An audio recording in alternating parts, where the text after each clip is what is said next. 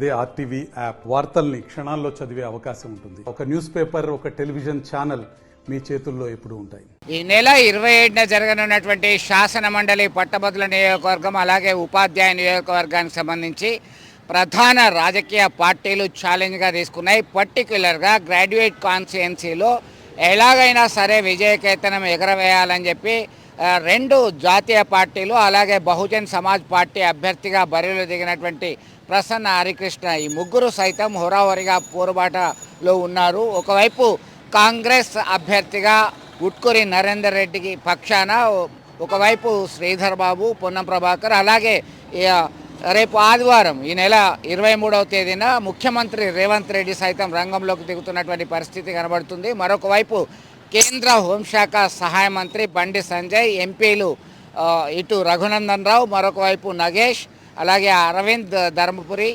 ఇలా ఈ నలుగురు ఎంపీలు ఈ ప్రాంతం నుంచి బరిలో ఉన్నటువంటి తమ అభ్యర్థిని ఎలాగైనా సరే గెలుపు బాటలో పయనించేలా ముందుకు తీసుకెళ్లాలి.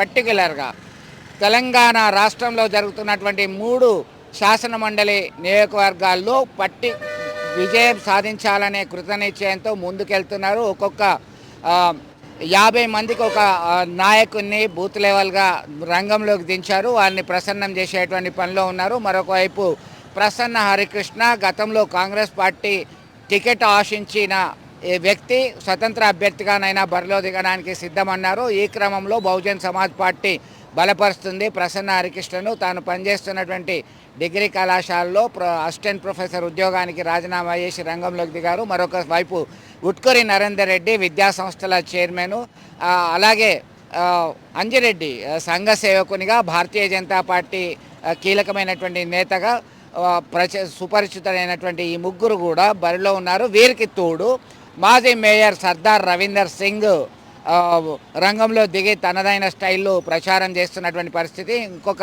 వ్యక్తి TRSMA Telangana recognised school management association నుంచి యాదగిరి శేఖర్రావు నాయకుడు, ఆయన సైతం ప్రైవేటు పాఠశాలలు, ప్రైవేటు టీచర్ల యొక్క ఓట్లను పొందడానికి ప్రయత్నం చేస్తున్నటువంటి పరిస్థితి అయితే మనం గమనించవచ్చు. మరిన్ని వీడియోస్ కోసం ఛానల్ ని సబ్స్క్రైబ్ చేయండి. లేటెస్ట్ అప్డేట్స్ కోసం వాట్సాప్ ఛానల్ ని ఫాలో చేయండి. అండ్ లింక్ డిస్క్రిప్షన్ లో ఉంది.